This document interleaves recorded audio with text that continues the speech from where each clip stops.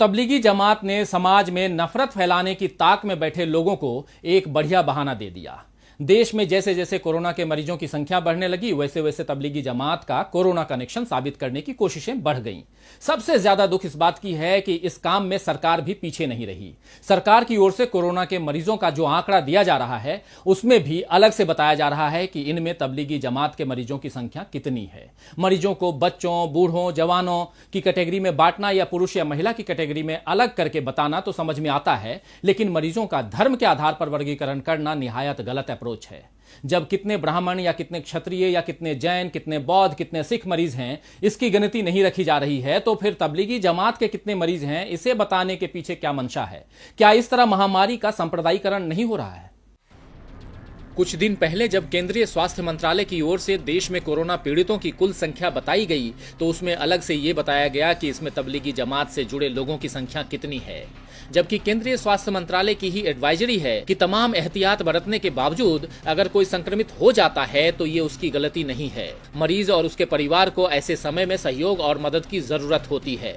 इसी तरह WHO ने सभी देशों की सरकारों से अपील की है कि कोरोना के मरीजों को लेकर राजनीति न की जाए और उन्हें धर्म के आधार पर न बांटा जाए। निजामुद्दीन मरकज का मामला सामने आने के बाद जब कोरोना के पॉजिटिव मामले तेजी से बढ़े थे, तो इसके बाद से दिल्ली सरकार के हेल्थ बुलेटिन में मरकज से जुड़े मामलों की संख्या अलग से बताई जाती है, जिस पर दिल्ली अल्पसंख्यक आयोग के अध्यक्ष डॉक्टर जफरुल इस्लाम खान ने चिंता जताते हुए केजरीवाल सरकार को पत्र लिखकर अपील की कि संप्रदाय के आधार पर बनाए गए अलग कॉलम को जल्द से जल्द हटाया जाए, क्योंकि इससे इस्लामोफोबिया के एजेंडे को बढ़ावा मिल रहा है। खत में आगे लिखा गया है कि मरकज वालों का आंकड़ा अलग लिखने की वजह से देश के कई हिस्सों में मुसलमानों पर हमले हो रहे हैं। जब सरकार को WHO की अपील की परवाह नहीं है या भारत की अनेकता में एकता वाली संस्कृति का लिहाज नहीं है, तो भला इस देश का मीडिया धर्म के नाम पर अलगाव का झंडा बुलंद करने में पीछे क्यों रहे?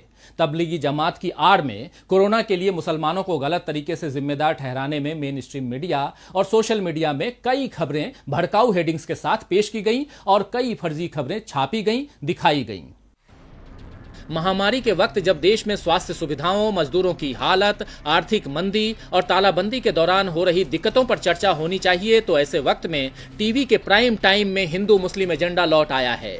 बीते कुछ दिनों में तबलीगी जमात के नाम पर कई फेक न्यूज सो कॉल्ड प्रतिष्ठित मीडिया संस्थानों में चलाई गईं और बार बार पुलिस प्रशासन को इसका खंडन करना पड़ा।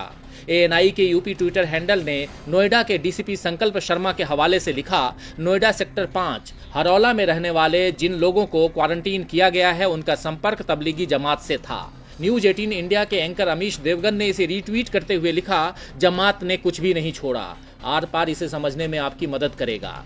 लेकिन ये खबर गलत पाई गई, क्योंकि जिन्हें क्वारंटीन किया गया वे सेक्टर 8 की झुग्गी झोपड़ी में रहने वाले थे और इनका जमात से कोई लेना देना नहीं था।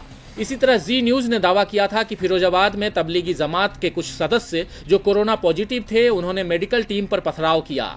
इस खबर के सामने आने के बाद फिरोजाबाद पुलिस ने ट्विटर पर इसे झुठलाते हुए लिखा कि ऐसी कोई घटना नहीं घटी है। इलाहाबाद से आई हत्या की एक खबर को तबलीगी जमात से जोड़ने की कोशिश की गई। न्यूज एंकर दीपक चौरसिया ने अपनी एक टिप्पणी में ये बात कही थी, जिसे प्रयागराज पुलिस ने रिट्वीट करते हुए साफ किया कि इस घटना का तबलीगी जमात से कोई संबंध नहीं है। हाल ही में अरुणाचल प्रदेश के बारे में जी न्यूज ने खबर चलाई कि वहां 11 जमात सदस्य मिले हैं जो कोरोना संक्रमित हैं, जबकि वहां केवल एक मरीज है। इस न्यूज का जब खंडन आ गया तो जी न्यूज ने इसे मानवीय भूल बताकर खेद जतला लिया। आपको याद होगा कि कोरोना के फैलने के कुछ दिनों पहले ही उत्तर पूर्वी दिल्ली दंगों का शिकार हुई थी, इसीलिए अभी अधिक सावधानी बरतने की जरूरत थी। लेकिन जैसे शेर के मुंह को खून का स्वाद लग जाए तो फिर वो आदमखोर बन जाता है। कुछ ऐसा ही हाल देश के कुछ अति राष्ट्रवादी पत्रकारों और खास मकसद के लिए गठित IT सेल का है। इन्हें तब तक चैन नहीं आता जब तक इनकी वजह से देश में नफरत न बढ़ जाए और उस नफरत का शिकार कुछ मासूम लोग न हो जाएं। मेन स्ट्रीम मीडिया के साथ साथ सोशल मीडिया पर भी तबलीगी जमात के नाम पर खूब सांप्रदायिक जहर फैलाया जा रहा है।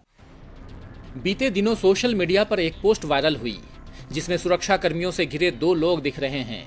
साथ ही बरामद किए गए नकली सैनिटाइजर्स और उन्हें बनाने में इस्तेमाल कच्चा माल और मशीनें भी नजर आ रही हैं। वायरल हो रही इस पोस्ट में कहा गया है कि ये बरामदगी भारत में हुई है और ये गलत काम करने वाले लोग मुसलमान हैं। यानी इस खबर को एक सांप्रदायिक एंगल भी दे दिया गया है, जबकि सच ये है कि ये खबर बांग्लादेश की है, जहां के नारायणगंज जिले में पड़े एक छापे में भारी मात्रा में नकली हैंड सैनिटाइजर बरामद हुआ था। वैसे भारत में भी नकली चीजों का कारोबार करने वालों की कमी नहीं है। कुछ दिनों पहले हैदराबाद और मानेसर में पुलिस ने नकली सैनिटाइजर बनाने वालों पर छापा मारा। हैदराबाद में तो ये काम एक हिंदू का है, जबकि मानेसर के आरोपी के धर्म के बारे में कोई जानकारी नहीं है। वैसे भी गलत काम करने वाले अधर्मी ही होते हैं, लेकिन फेक न्यूज के कारोबारियों को धर्म अधर्म का ये फर्क समझ नहीं आता। कुछ पुरानी तस्वीरें और पाकिस्तान के कुछ वीडियो सोशल मीडिया पर सर्कुलेट कर ये दावे किए गए कि तबलीगी जमात के सदस्यों ने पुलिस और अस्पताल कर्मियों के साथ दुर्व्यवहार किया है, जबकि बाद में इनका सच भी सामने आ गया। दरअसल भारत में कोरोना को धर्म से जोड़ने का ये सिलसिला अचानक शुरू नहीं हुआ है, बल्कि बड़े ही सुनियोजित तरीके से फेक जानकारियां और वीडियो फैलाए गए और आम लोगों तक ये धारणा पहुंचाई गई कि मुसलमान कोरोना से न सिर्फ पीड़ित है, बल्कि इसे जानबूझकर फैला रहे हैं। तो फेक न्यूज चलाने वाले या मौलाना आया, कोरोना लाया, कोरोना जिहाद, निजामुद्दीन का विलेन कौन जैसी हेडलाइंस परोसने वाले भारत के संविधान को मुंह चिढ़ा रहे हैं। भारत का नागरिक होने के नाते इनकी जिम्मेदारी है कि वे संविधान का पालन करें, लेकिन वे तो इस जिम्मेदारी से पल्ला झाड़ रहे हैं। और सत्ता में बैठे लोगों का हाल इससे भी बुरा है, क्योंकि संविधान के नाम पर शपथ लेने के बावजूद उनके काम ऐसे हैं जो इस शपथ का निर्वाह करते नहीं दिखते। देश का हर मुसलमान तबलीगी जमात से जुड़ा नहीं है, लेकिन इस वक्त माहौल ऐसा बना दिया गया है जैसे मानो देश में मुसलमानों के कारण ही कोरोना फैला है। तबलीगी जमात की गलती वाकई बहुत बड़ी है, लेकिन इसकी सजा देश के सारे मुसलमानों को नहीं दी जा सकती है। और इसी तरह सारी गलती अकेले तबलीगी जमात की भी नहीं है। इस लापरवाही में सरकार की भूमिका पर भी सवाल उठे हैं। यह दुखद है कि देश के मुसलमानों को बार बार अपनी देशभक्ति साबित करने की जरूरत पड़ती है। उन्हें अक्सर शक की निगाहों का सामना करना पड़ता है। अभी कोरोना के बढ़ते मामलों में भी शक की सुई मुसलमानों की ओर घूम गई, लेकिन देश के सभी मुसलमानों को तबलीगी जमात से जोड़ने वालों को ये पता होना चाहिए कि भारत में मुस्लिम समुदाय कई फिरकों में भी बटे हुए हैं। तबलीगी जमात भारत के सभी मुसलमानों का प्रतिनिधित्व नहीं करता है। भारतीय मानव शास्त्रीय सर्वेक्षण के प्रोजेक्ट पीपुल्स ऑफ सीरीज के तहत के.एस. सिंह के संपादन में प्रकाशित इंडियाज कम्युनिटीज के अनुसार भारत में कुल 584 मुस्लिम जातियां और पेशेगत समुदाय हैं। इसीलिए इस विविधता को नजरअंदाज नहीं किया जाना चाहिए। जहां तक सवाल कोरोना के बढ़ने का है, तो इसमें तबलीगी जमात की लापरवाही के साथ साथ मशाल जुलूस निकालने वाले या अपने जन्मदिन का जश्न मनाने वाले भाजपा विधायकों की लापरवाही को भी देखना चाहिए। कोरोना के मरीजों को चिन्हित करने के लिए कुछ राज्यों में सरकारों ने बाकायदा चेतावनी जारी की है कि तबलीगी जमात से जुड़े लोग बाहर आकर अपनी जानकारी दें। लेकिन क्या ऐसी ही चेतावनी उन लोगों को दी गई जिन्होंने विदेश से आकर 13वीं का भोज कराया या सपरिवार पिकनिक के लिए चले गए? गाजियाबाद के बीजेपी सांसद और पूर्व केंद्रीय मंत्री जनरल वी.के. सिंह ने तो बीते दिनों यहां तक कह दिया कि गाजियाबाद में तबलीगी जमात के लोगों की वजह से मामलों में बढ़ोतरी हुई है। यह आतंकवाद की घटना है, इनके साथ आतंकवादियों जैसा बर्ताव होना चाहिए। लेकिन क्या उन्हें इसमें गृह मंत्रालय की गलती नजर नहीं आती? महाराष्ट्र के गृह मंत्री अनिल देशमुख ने पूछा है कि कोरोना वायरस के प्रसार के लिए क्या अमित शाह के नेतृत्व वाले केंद्रीय गृह मंत्रालय को जिम्मेदार नहीं ठहराया जाना चाहिए? दिल्ली में तबलीगी मरकज के बिल्कुल नजदीक निजामुद्दीन थाना है, इसके बावजूद उन्होंने इसे क्यों नहीं रोका? क्या इसके लिए केंद्रीय गृह मंत्रालय जिम्मेदार नहीं है?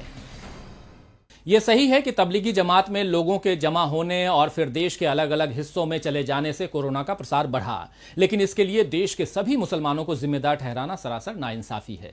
मुसलमानों के खिलाफ मीडिया, सोशल मीडिया और कुछ राजनेताओं द्वारा फैलाए गए पूर्वाग्रह की नई खेप कोरोना के वक्त अपना असर दिखा रही है। इस दुष्प्रचार का सबसे ज्यादा असर मुस्लिम समुदाय के उन लोगों पर पड़ा है जो निम्न आर्थिक वर्ग से आते हैं। वे इसकी कीमत अपनी रोजी रोटी खोकर चुका रहे हैं और डर में जीने को मजबूर हैं। हल्द्वानी में कुछ लोगों ने मुस्लिम फल विक्रेताओं की दुकानें बंद करवा दी, जबकि हिंदू दुकानदारों को दुकान चालू रखने को कहा गया। कुछ जगह लोगों को अपनी सोसाइटी में मुस्लिम वेंडरों को नहीं आने देने पर सहमत होते दिखाया गया है। मैंगलोर के एक गांव में पोस्टर लगे दिखे कि कोरोना वायरस के पूरी तरह खत्म होने तक गांव में मुस्लिम विक्रेताओं के आने की अनुमति नहीं है। अरुणाचल प्रदेश में भीड़ द्वारा कई मुस्लिम ट्रक ड्राइवरों को पीटा गया है। देश के अलग अलग हिस्सों की ये घटनाएं एक ही बात की चेतावनी दे रही हैं कि आने वाले वक्त में कामगार तबके के मुसलमानों के लिए बड़ी कठिनाई खड़े होने वाली है। वे पहले ही रोजगार के मामले में पिछड़े हुए हैं। शहरी क्षेत्रों में स्वरोजगार या अनौपचारिक क्षेत्र में मुसलमानों की हिस्सेदारी 50% है। हिंदुओं के 43% और ईसाइयों के 45% के मुकाबले 27% मुसलमान ही वेतनभोगी हैं या नियमित पगार वाली नौकरियों में हैं। शहरी क्षेत्रों में मात्र 30% मुस्लिम कामगार ही स्कूली शिक्षा या आगे की पढ़ाई पूरी किए हुए हैं। ईसाइयों और सिखों के मामले में यह आंकड़ा 58%, जबकि हिंदुओं के लिए 56% का है। सच्चर कमेटी की 2006 में प्रकाशित रिपोर्ट के अनुसार आईपीएस अधिकारियों में मुसलमान 4%, आईएएस अधिकारियों में 3% और आईएफएस अधिकारियों में 2% से भी कम हैं। और इन बीते 14 सालों में इन आंकड़ों में कोई खास बदलाव नहीं आया होगा। भारत की 2011 की जनगणना के अनुसार देश के सबसे बड़े नियोक्ता रेलवे के कुल कर्मचारियों में मुसलमानों का हिस्सा मात्र 4.5% है, जिनमें से 98.7% छोटे स्तर के पदों पर हैं। कॉर्पोरेट सेक्टर की शीर्ष नौकरियों में भी मुसलमानों की हिस्सेदारी मात्र 3% है। पहले से ही आर्थिक सुस्ती का खामियाजा भुगत रहे कामगार वर्ग के मुसलमानों के खिलाफ अगर भेदभाव समाज में जड़ पकड़ता है और फैलता है तो उसके भयावह परिणाम होंगे। Centre for study of developing society के एसोसिएट प्रोफेसर हिलाल अहमद ने एक ट्वीट में लिखा है कि यदि कोरोना वायरस संबंधी सांप्रदायिक दुष्प्रचार इसी तरह जारी रहा तो हमें जल्दी ही हर रेलवे स्टेशन पर हिंदू जल और मुस्लिम जल की अलग अलग दुकानें देखने को मिल सकती हैं। तो प्रोफेसर हिलाल अहमद की इस टिप्पणी में एक गंभीर संदेश छिपा है जिसे समझने की जरूरत है। जिस तरह से धीरे धीरे बड़ी चालाकी और शातिर तरीके से देश के बड़े वर्ग में मुसलमानों के खिलाफ नफरत भरी गई है, वो आने वाले बरसों तक देश में बंटवारे का डर पैदा करती रहेगी। आजादी के बाद बड़ी मुश्किल से देश को खड़ा किया गया और काफी मेहनत के बाद भारत की गंगा जमनी तहजीब को सहेजा गया। अब यह देखना दुखद है कि पिछले कुछ वर्षों की सांप्रदायिकता से भरी राजनीति हमारे स्वाधीनता सेनानियों की मेहनत पर पानी फेर रही है। भारत की खासियत उसकी विविधता भरी संस्कृति और लोकतांत्रिक बुनियाद है, जिसे अब खोखला किया जा रहा है। अमेरिकी चिंतक और लेखक नोम चॉम्स्की ने हाल ही में एक इंटरव्यू में कहा है कि कोरोना वायरस के भयानक परिणाम हो सकते हैं, लेकिन आगे जाकर हम इससे बच निकलेंगे। मगर न्यूक्लियर वार का बढ़ता खतरा, ग्लोबल वार्मिंग और जर्जर होता लोकतंत्र, मानव इतिहास के ये 3 ऐसे बड़े खतरे हैं जिनसे निपटा नहीं गया तो ये हमें बर्बाद कर देंगे। फिलहाल हिंदुस्तान उग्र राष्ट्रवाद के नारे लगाता इसी बर्बादी की ओर कदम उठा रहा है। खैर, महान शायर मिर्जा गालिब का एक शेर याद आता है, न था कुछ तो खुदा था, न था कुछ तो खुदा था, कुछ न होता तो खुदा होता, डुबोया मुझको होने ने, न होता मैं तो क्या होता। तो आज के लिए बस इतना ही, फिर मिलेंगे खबरों के नए आईने के साथ। तब तक देखते रहिए डीवी लाइव। नमस्कार।